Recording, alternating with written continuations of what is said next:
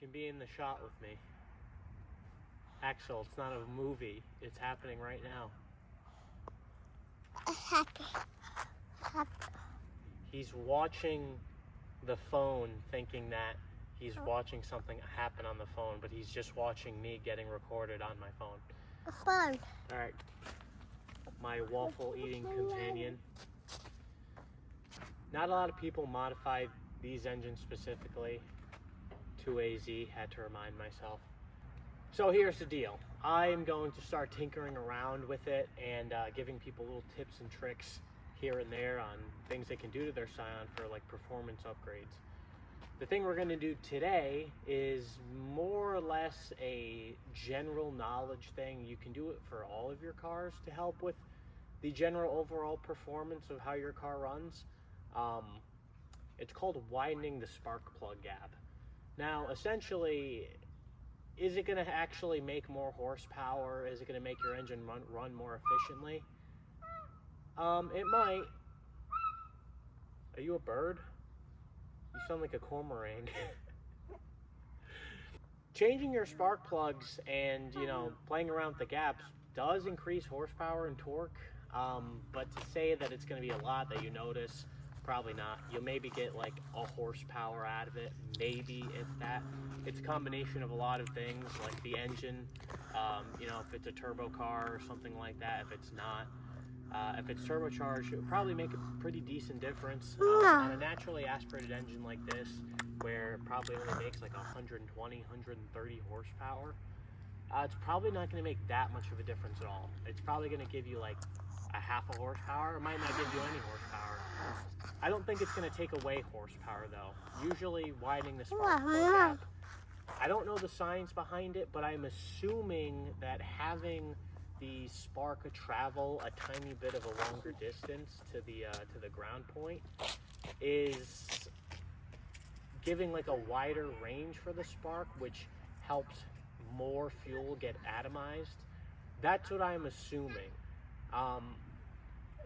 In opposite situations where you have engines that have super high compression and a lot of airflow in and out, stuff that's turbocharged, supercharged, nitrous, you can have situations where your spark is getting blown out faster, so you would tighten the spark plug gap and it should help with misfires. That is more for stuff that is like super high airflow, high compression, motors, engines, stuff like that. But an engine like this, where it is kind of like just a regular vacuum cleaner or air pump that you can buy at Lowe's, it's essentially, this is just a 2.4 liter Predator engine from Harbor Freight, essentially. You're going to need all the help you can get with atomizing the fuel and making it run as efficiently as possible to squeeze as much horsepower you can without trying to spend a crap ton of money. So we're going to start by taking off the top of the valve cover, not the whole valve cover, just the valve cover, and we're going to take the coil packs out, we're going to take the spark plugs out, we're going to inspect the spark plugs. I have my little spark plug gap dial that you can get like for a nickel. Don't touch the phone! That way you can get for like a nickel, and I'll show you how to adjust the gap. I'll show you how to clean your spark plugs. And we'll throw them back in, and we'll start the car, and just let it run in idle, and I'll talk more. And you can go take your car out to do 0 to 60 to see if it makes a difference. It probably won't. Cameraman Axel, what do you have to say on this matter?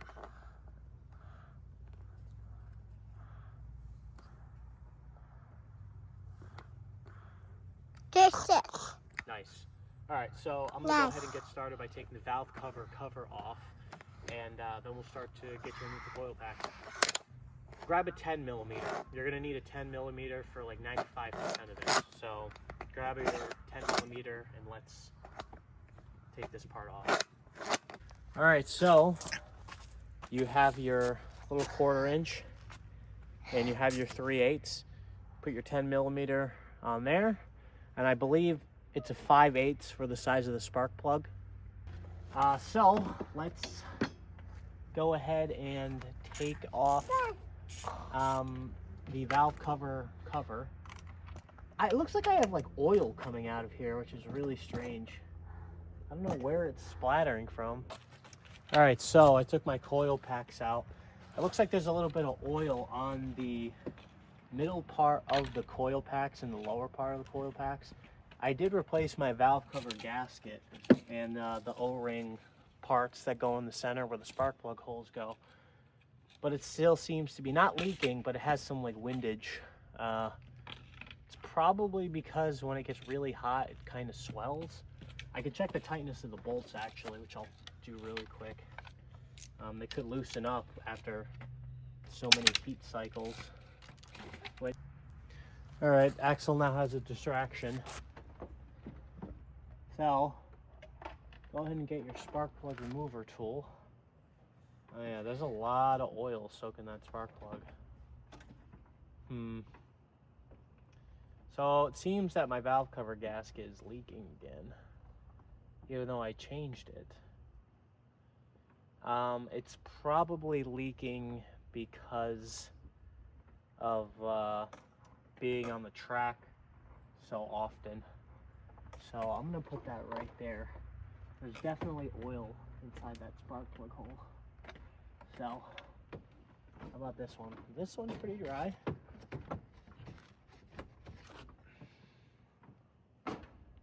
These spark plugs are a little old. They are NGKs. These have definitely been in the car for over 100,000 miles because they're starting to have some like rust build up around the porcelain. These engines run very lean. These need to be cleaned up. Okay, I'll do it in order. So, this is cylinder 1, 2, 3, 4. Right there. This is what we're looking like. Hang on, see if I can do that better.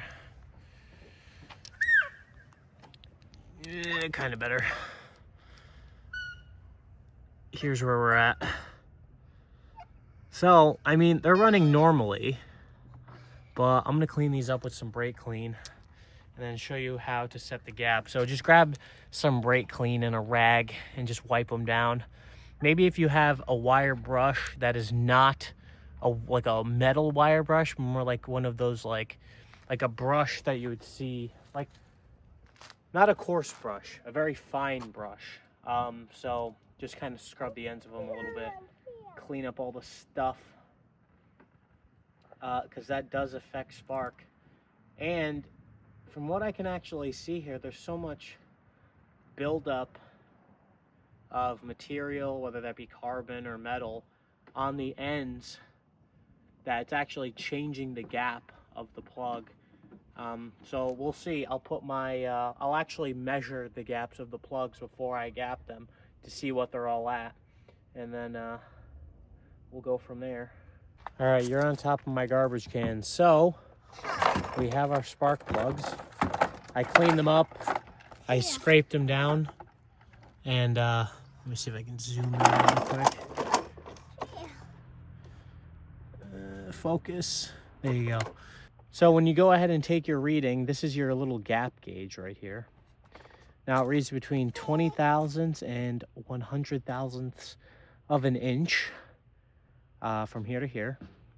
Go ahead and put the gauge in the spark plug like so, and go until you start to feel resistance, and then you're going to end up kind of like in that general ballpark. You don't want to like force it, because where it lies, it lies. So we are at about 41, 42 thousandths on that one. Let me put them over here so when they fall, they just roll on the ground and break. We are at about 41, 42 thousandths.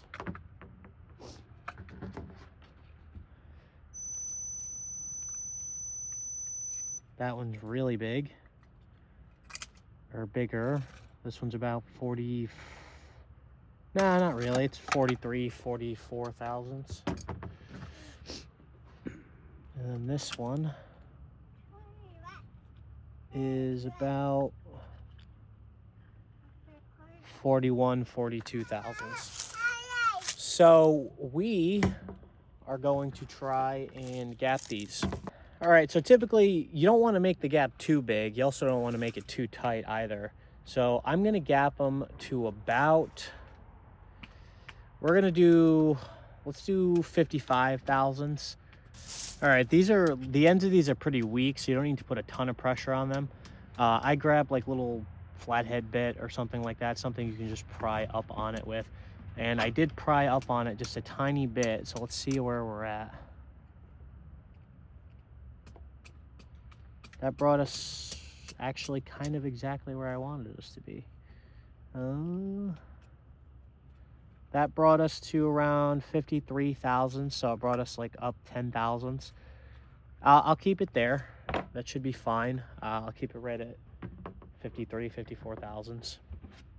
Let's go ahead and just slide that in there like that. You don't have to put a ton of pressure.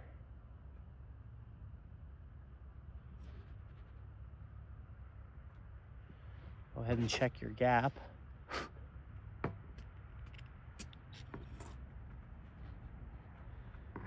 48 thousandths.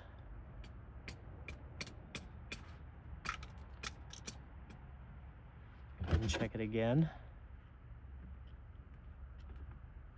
Right at 50 thousandths.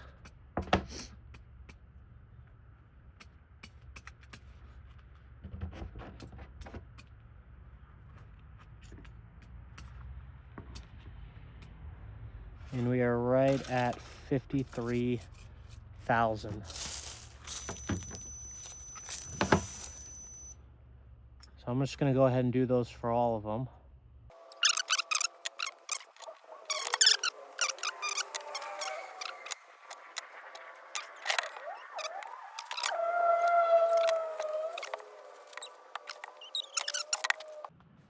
All right, so here's the deal. When you gap your plugs, I mean, like I said before, you're not going to make like a ton of horsepower. You're not going to be making like, it's not going to be like a turbo car where you just up the boost. But it is a good, like, I guess you could say a maintenance thing. And it'll give you a little bit of extra power, maybe, depends. There's a lot of factors that come into play.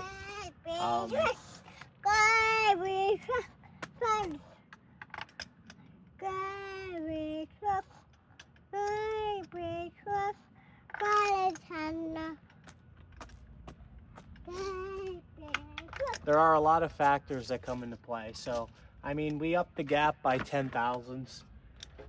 That should be fine. Even things like upgrading your ignition coils and stuff like that. Is it going to make the most amount of power, especially on a low compression 4-cylinder engine? Probably not. But it is something, you know, you got to start somewhere. And you might as well start with the little things. Because little improvements like that, if you keep doing tiny little improvements, eventually, over time, you will start to see more and more improvements. So all in all, is this something you want to do? Yeah, why not? It's free. Gives you something to do. Is it going to do anything? Maybe. Depends. I don't have a dyno. But it could. So, I mean, it's just a general rule of practice. There's not a whole lot going on with these cars. I'm going to see if I can change that and maybe show some different tips or tricks or something on how to get these things performing a little bit better. So, that's about all for now. Thank you for watching. I'll see you guys later.